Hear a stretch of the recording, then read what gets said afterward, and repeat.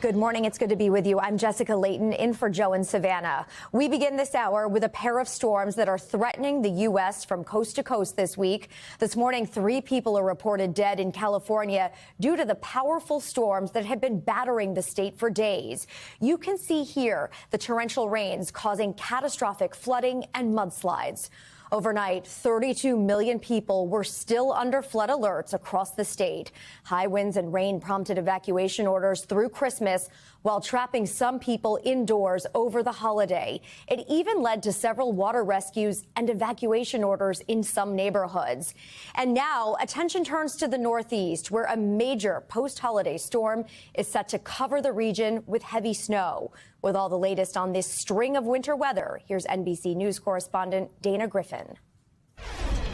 Hey there, good morning. Yeah, this is day 3 of what you can only call a deluge of rain that is dumping across the west. Officials warn we are not out of the woods yet. Flood watches remain in effect because we are getting so much rain. A few more inches today across the region. Many people had to be rescued. Hundreds of people were rescued by boat, also by helicopter. The hardest hit community, Wrightwood, California, where we saw a wall of mud and debris inundate that community. Some cars buried in feet of mud. Officials in Northern California also had to do some rescues there. We had trees that were down and power outages, tens of thousands of power outages plaguing Northern California, the Bay Area. Many people there woke up in the dark.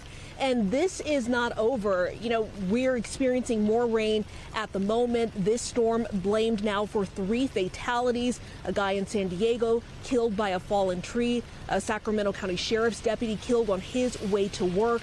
Officials are reminding people to not let their guard down because trees can fall and mudslides can occur even days after this storm ends. And also on the opposite end of the country, there is a winter storm shaping up for much of the Northeast. Forecast of 4 to 8 inches of snow could fall in New York and northern Pennsylvania. Back to you. Dana Griffin, thank you.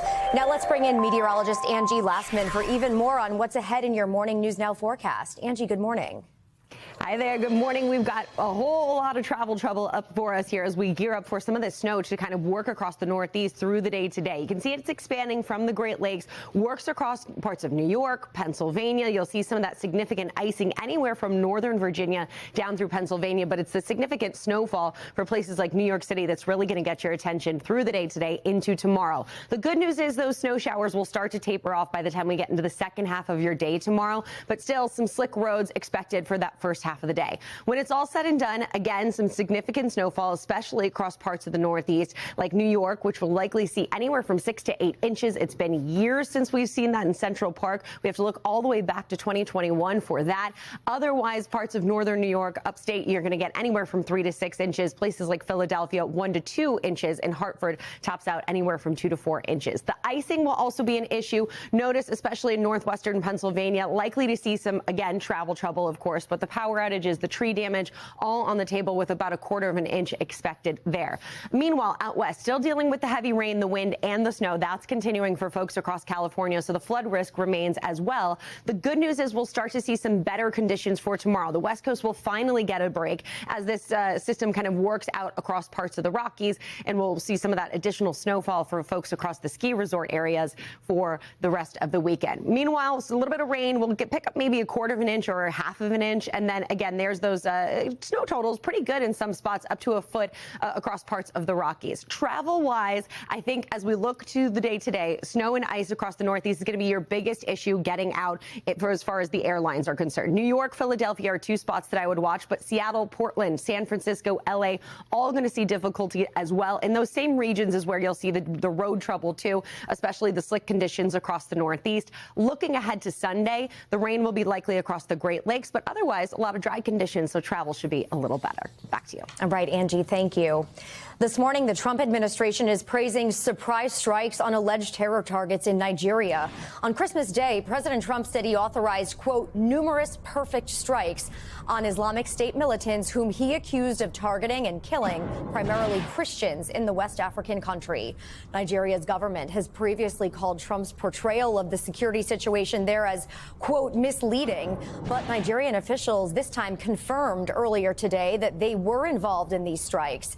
NBC News Capitol Hill correspondent Julie Sirkin has the latest from West Palm Beach, Florida, near President Trump's Mar-a-Lago estate. Julie, good morning.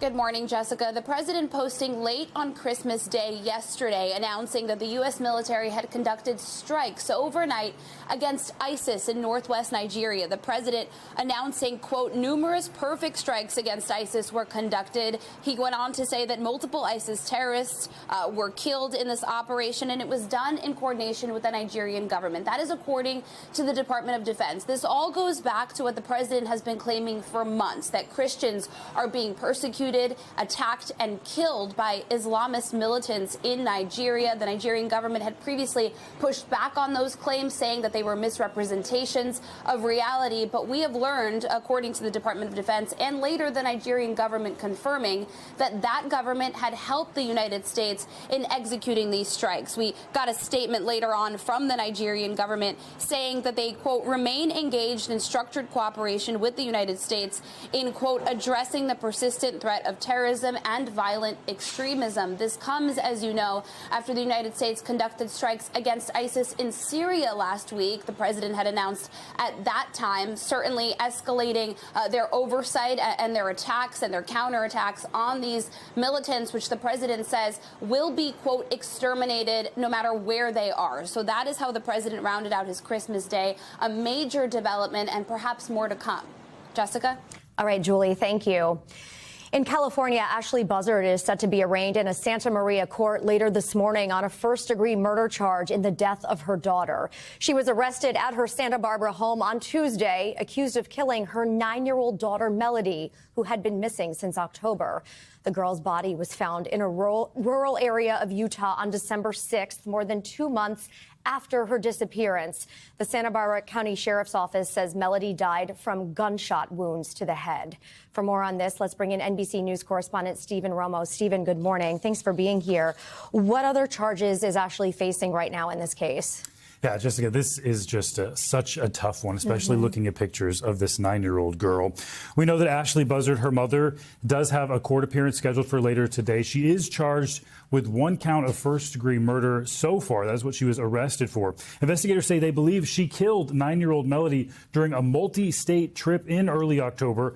Law enforcement says they think Ashley changed the license plates along the way on that trip, which spanned 8 different states. Now, it was actually Melody's school who reached out to authorities after excessive absences, and that started the search, which finally ended when Melody's body was found in rural Utah. The death from an apparent gunshot wound to the head, the FBI having to use DNA to identify her remains in this case. Just each new detail just more disturbing than the last, Jessica. Yeah, you mentioned the DNA, and the Santa Barbara County Sheriff told reporters that they have uncovered a significant amount of evidence. What are they looking at evidence-wise? Yeah, it seems like they do have quite a bit of evidence that they've already spoken about so far. The license plate that I mentioned just a moment ago, along with some surveillance video. There's surveillance video from a rental car facility, and it appears that both Ashley and Melody are wearing wigs in that video. All of those things that investigators say it's believed that is Ashley trying to evade detection while she was on this trip with Melody.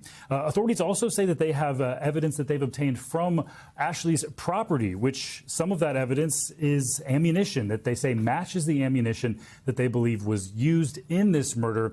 They have thus far not announced finding a murder weapon, something that we may be hearing about in the near future when investigators speak on this, along with that hearing that is scheduled for later today. Obviously, this community was so invested in this case for several weeks. How are people in the neighborhood responding to what they've learned? Yeah, it's something about this case when there's so many people who come together to try to search for this missing child. We learned in early October that she was missing, so that kicked off the search. Neighbors coming together, asking questions, trying to help find her, only for the just heartbreaking discovery of her body earlier this month in December. That has set off so many people asking questions, trying to find people who know the family to ask questions of them. Not only detectives and investigators, but online sleuths, which we see pop up in cases like these. Many people want answers for how this happened and why something like this could happen. What do we know about whether Ashley's being cooperative? Yeah, a great question there. Something that authorities have said since this started in October, that she has not been cooperative. And whenever they were doing their press conference about these charges after the arrest, they mentioned things like changing wigs and changing the license plates, things that they say are intentionally done to evade detection and presumably to throw off investigators for when this investigation started. So thus far, authorities have said she has not been cooperative here. Well, court appearance today. We know you'll keep us posted. Stephen Romo, thank you. Turning now to the year in business, Wall Street reached new heights, but it was a mixed story on Main Street with lingering concerns about affordability. Perhaps the defining business story was President Trump's trade agenda. NBC News business and data correspondent Brian Chung has a look at that and some other economic inflection points in 2025. The biggest economic story this year was just one word: tariffs. April 2nd, the day that this board right here upended the modern trade system, imposing a baseline tariff on nearly all imports, with extra levies on these countries, big and small, from China to Sri Lanka. Businesses were left confused as Ford, Walmart, and Adidas were among the companies saying they'd have no choice but to raise prices. It was the beginning of months of tariff whiplash. Tariffs on countries, tariffs on industries, tariffs announced, and tariffs postponed. Inflation worried consumers unsure about where prices were heading. The tariffs threatened price increases on nearly everything, from coffee from Brazil to clothing from Vietnam. Even cheese from the European Union all got more expensive for American importers to bring here.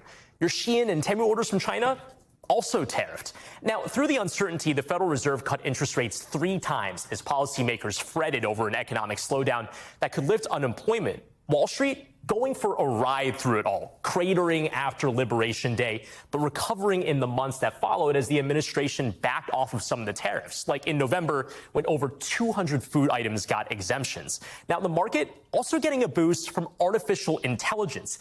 AI-generated videos taking over social media this year, showing just how far the tech has come. And chipmaker NVIDIA became the symbol of the AI investment boom, becoming the first company to cross the $5 trillion mark. But that excitement on Wall Street not crossing over to Main Street, where major employers like Amazon, UPS, and Target said they make big trims to their headcounts, part of the over 1 million announced job cuts this year. Now, as families grapple with affordability, spending was still strong, with shoppers spending a record $44 billion online this Black Friday and Cyber Monday weekend, perhaps on toys like, yes, Labubus, those viral dolls from Chinese company Pop Mart, celebrities from Blackpink's Lisa to Rihanna and Naomi Osaka fueling a worldwide obsession. Consumers finding joy in the smaller things in what was a big year for the economy. Our thanks to Brian Chung for that look back. It was a very Merry Christmas indeed for the winner of this week's historic Powerball jackpot. A ticket sold in Arkansas is the only winner of that $1.8 billion grand prize. NBC News national correspondent Aaron Gilchrist has more. Tonight, we have another life-changing jackpot for you. A Christmas Eve Powerball drawing big enough to overstuff even the biggest stocking. Your Powerball number tonight, good luck, everyone, is 19. The second largest U.S. lottery jackpot ever. Powerball announcing a single ticket matching all 6 numbers was sold at this Murphy USA gas station in Cabot, Arkansas, just outside Little Rock. That ticket before taxes now worth a lump sum payout of $834.9 million, or $1.8 billion paid out over 30 years. The jackpot has reset. Now everybody in Arkansas is trying to figure out who defied those odds of 1 in 292 million. But per Arkansas law, the winner can choose to stay anonymous for up to 3 years. No one ever gets lucky here. Until today. Yeah, I know. It's crazy. Nationwide, 8 other tickets in the drawing matched 5 numbers, meaning a Christmas bonus of $1 million each for those Powerball players. But here in Arkansas, curiosity is building about the state's newest billionaire. Do you think maybe you know somebody in town who, are you starting to I don't know, but I need to start making phone calls, that's for sure. The best advice that people give for folks who win jackpots this big, and this is the second largest U.S. jackpot in history, the advice is that they sign that ticket right away, take a selfie with the ticket, and then lock that puppy away until they can figure out exactly how this is all going to change their lives. We thank you for watching, and remember, stay updated on breaking news and top stories on the NBC News app or watch live on our YouTube channel.